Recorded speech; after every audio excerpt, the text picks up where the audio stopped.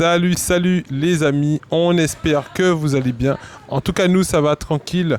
On est dans une supérette à Goyave. On va donner la parole aux gérants pour nous dire effectivement comment ils ont vécu cette tempête Fiona et justement ce qu'ils ont perdu par rapport à ça. Bonsoir, bonsoir. Bonsoir.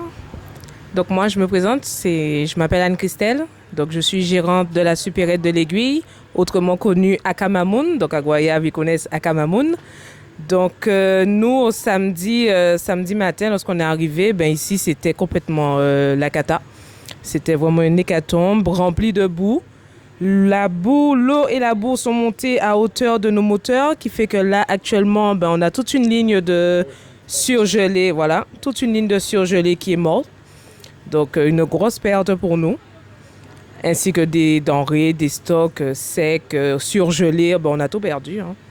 À côté, c'est le surgelé qui est là? Voilà, là c'est le surgelé, on avait au moins 3 congélateurs comme ça. Tout ce qui est vide là, c'est le surgelé.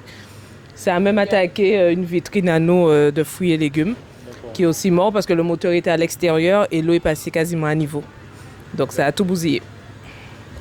Alors, on rappelle que vous êtes juste à côté de cette rivière où il y a ce pont qui est carrément sectionné, arraché carrément. Donc, vous êtes à quelques mètres de cette rivière.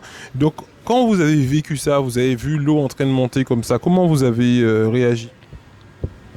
Donc, alors, pour savoir, nous, on n'habite pas ici, on travaille ici, mais des ressentis qu'on a eus, heureusement que le pont s'est cassé, puisqu'on ne sait pas qu'est-ce qu'il y aurait eu, parce que l'eau continue à monter. Et c'est lorsque le pont s'est cassé vers les 4 heures du matin que les habitants ont vu l'eau descendre. Et c'est là que ça a pu sauver, mais entre-temps, elle avait déjà fait tout ce qu'elle avait à faire, hein, Fiona. J'ai même perdu une cage entière de 20 bouteilles de gaz. J'ai même perdu 20 bouteilles. Comme on dit, ils sont partis et la cage s'est retrouvée quasiment dans le champ en contrebas et vide. Donc voilà, et elle était pleine. Donc voilà, on voit encore les vestiges de cette tempête. Voilà, des voitures qui ont été entièrement remplies d'eau. Ben voilà, ensuite, on voit l'herbe qui est partout dedans.